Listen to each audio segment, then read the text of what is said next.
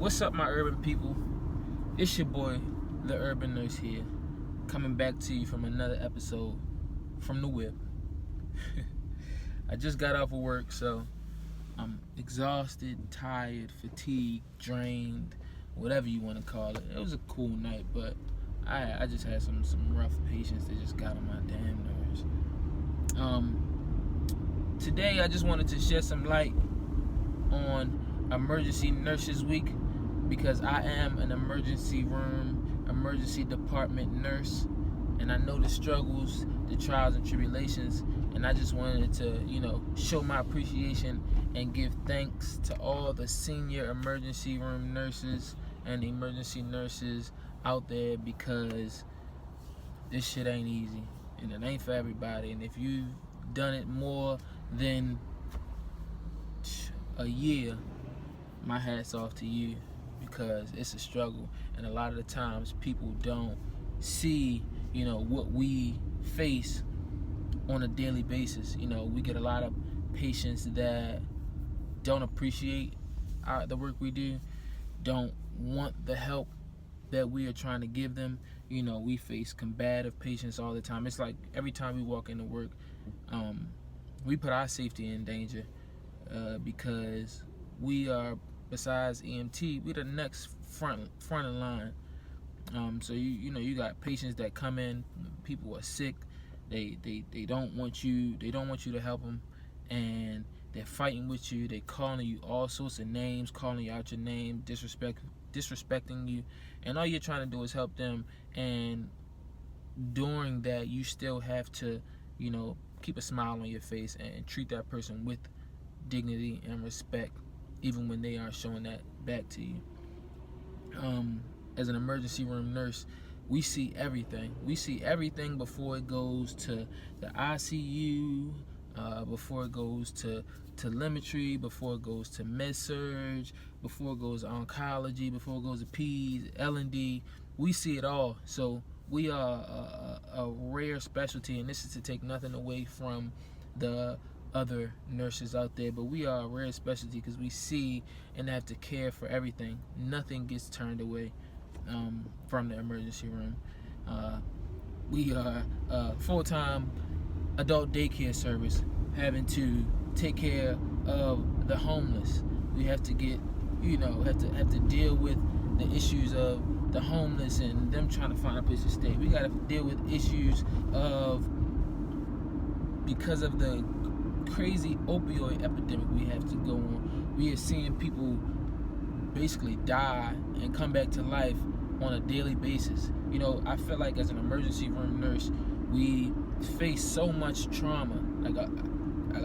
I would compare us to like the infantry of the army. We're the ones shooting, we're the ones seeing people die right in front of us, and if you're not strong, it can mess you up. Like, it can really mess you up. You can have, no, it's not good. Like, you can have PTSD because of the things that you see at work on a daily basis.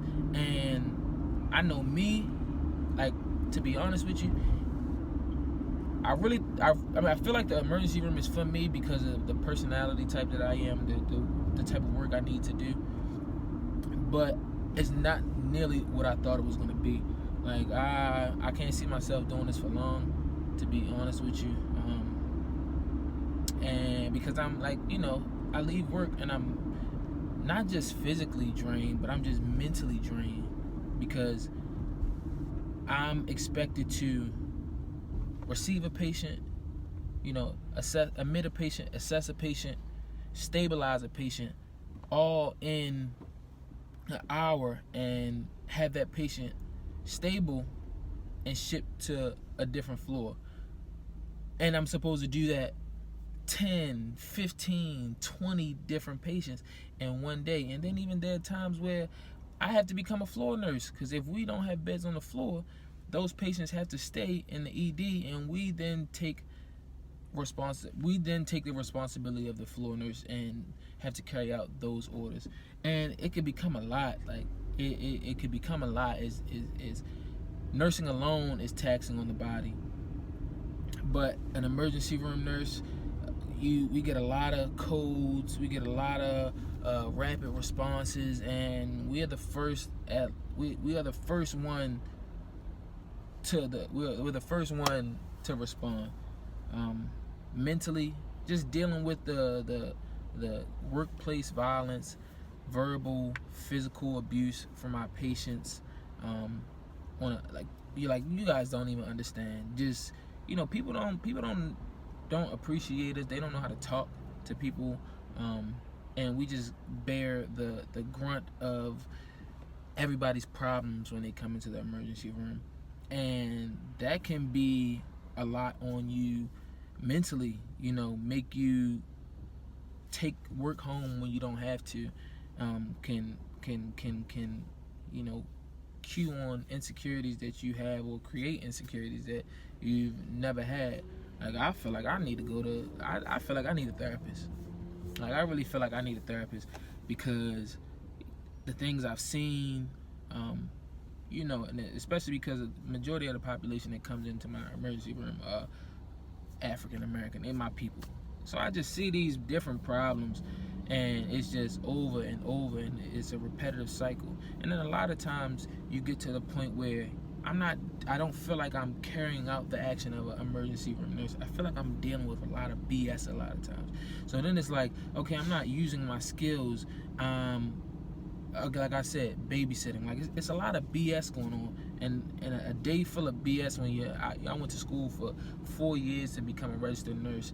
I didn't go to school for 4 years to come because you're seeking pain medication, and you're faking something to get this, or you just need a place to stay. I didn't do that, and it'll just get to you. So, I never realized how important emergency room nurses were, everything they had to go through. So if you're an emergency room nurse out there, my hat's off to you. I appreciate you. Thank you so much. And everybody, have a happy Emergency Nurses Week. If you know somebody that works in the emergency room and they're a nurse, you tell them thank you. You give them all praise and respect, because I'm sure they will appreciate it a lot. I know I would. So I just wanted to give y'all, my some insight on that, let y'all know what was going on while I was driving home from work, and I'm about to take my ass to bed. I'll talk to y'all later.